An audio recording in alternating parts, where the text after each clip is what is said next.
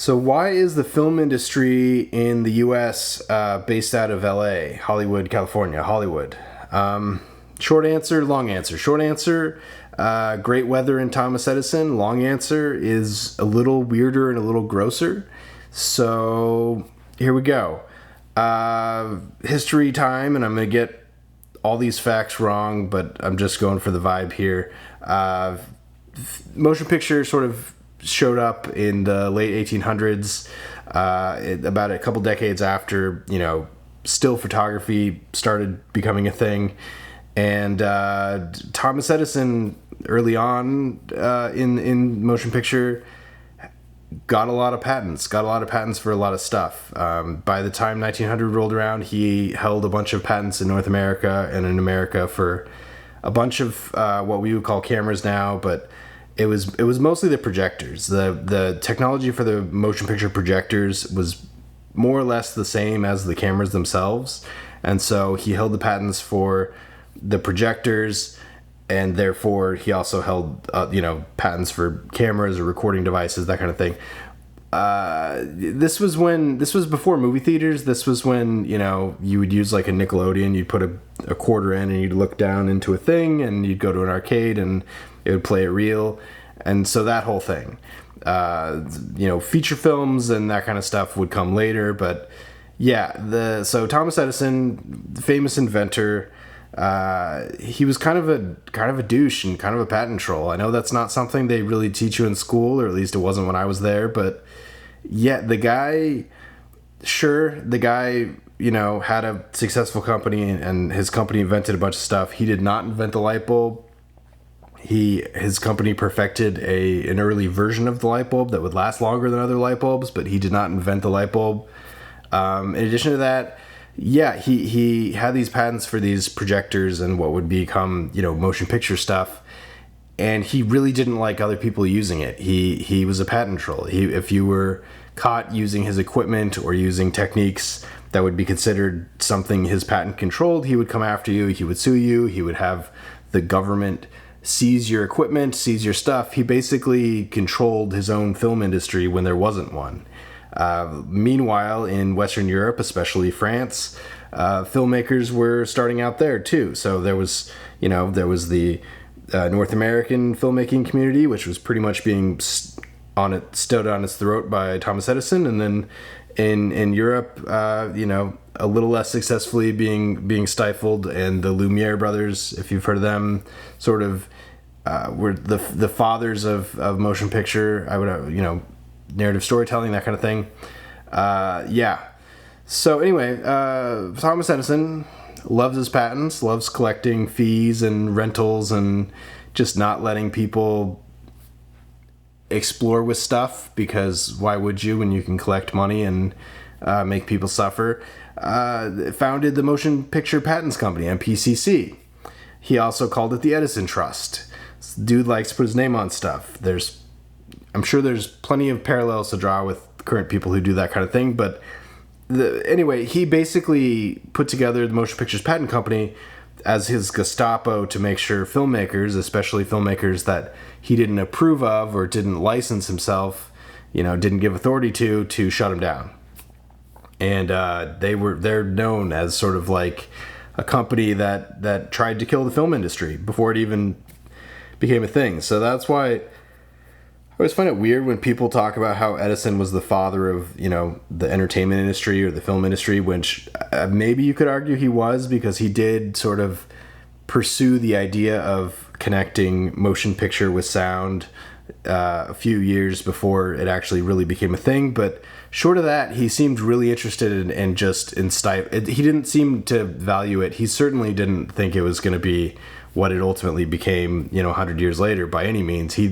I think he thought it was going to live inside the Nickelodeon, arcades where you put a nickel in and you look in there and somebody does dance. That's really what he thought it was going to be used for.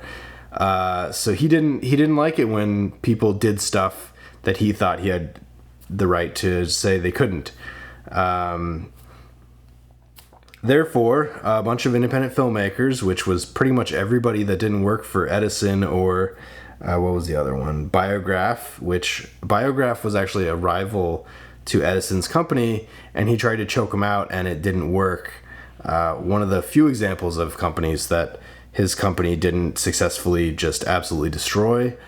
Anyway, Biograph and Edison, everybody not working for those companies were considered independent filmmakers, and then were considered the enemy, and the motion picture patents company, Gestapo, would come and shut you down and take your shit and sue you, all this kind of stuff.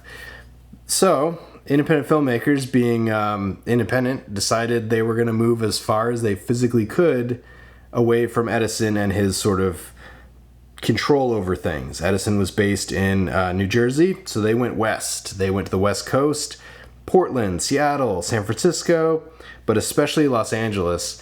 And that was, specifically to get away from him and to put as many miles between him and them as possible, because things take a while to travel, but also because Southern California has great weather, notoriously. It's a pretty reasonable climate. Air conditioning would obviously become a thing in the U.S. a couple decades later in movie theaters, but this was way before that. It was mostly the sunlight, honestly. Early films and early film stocks were just not very light sensitive, and so you needed a ton of light. So you either had to shoot outside or you had to shoot in a building without a roof. And so I forget what these studios were called, but they were basically buildings that instead of having a roof, you would just drape white sheets over, and then the sun would go through, and then that'd be your movie. Yeah, bing, bang, boom. Pretty sweet deal. It also helped that just the terrain around Los Angeles is incredibly varied. So you have beach, you have desert, you have mountains, you have trees, you have the suburbs, you have the city, you have a bunch of different what we would consider storytelling locations now, just in Southern California. This is not unique to Southern California, but it was all of that plus the cherry that is, the incredibly awesome weather, and it doesn't get too hot, or at least it didn't in LA. Yeah, so that was pretty sweet. Also, in doing my research, Wikipedia style on this, LA is like 100-ish miles away from the Mexican border, and so if Edison's Gestapo with the MPCC came after you, you would just pack all your shit up, drive to Mexico across the border where they don't have any, authority, and just wait them out. They can't take your stuff if you're not in the States. That was kind of a thing. I don't know how often this was a thing, but based on how litigious and just a dick Thomas Edison seemed to be, it definitely didn't happen once. It happened a bunch of times. So, yeah, ultimately by, 1915, the MPCC lost all of its authority because all the patents that Edison and his company had patented in the late 1800s had expired and became basically public domain, and so people could build, projectors and cameras and the means of production, basically, which would go on to be a whole thing with a bunch of other different monopolies in later times. But for the sake of to answer the question, why LA? Why Southern California for the American entertainment industry? Edison was a douche, and great climate. For what it's worth, the same time independent filmmakers were heading west to avoid Edison, he was also dealing with stuff coming from Europe.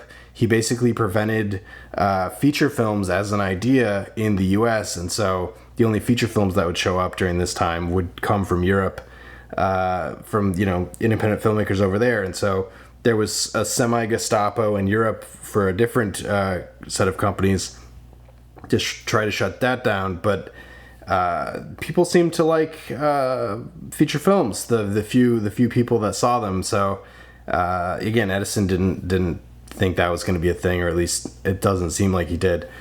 But yeah, so Edison was a patent troll.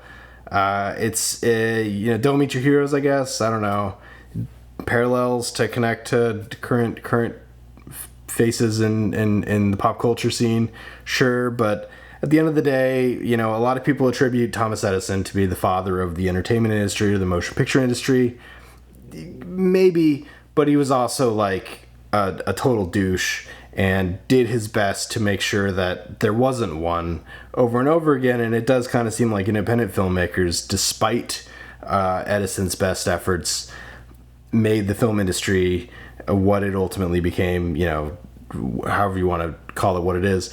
It's also worth noting that, if you live in Southern California, what's the name of your power company? Southern California Edison. So he did show up there eventually to try to, do his reign of terror. But once the train's going, the train's going. So screw that guy. Yeah. So independent filmmaking for the win, I guess. Like, share, subscribe. Catch you next time.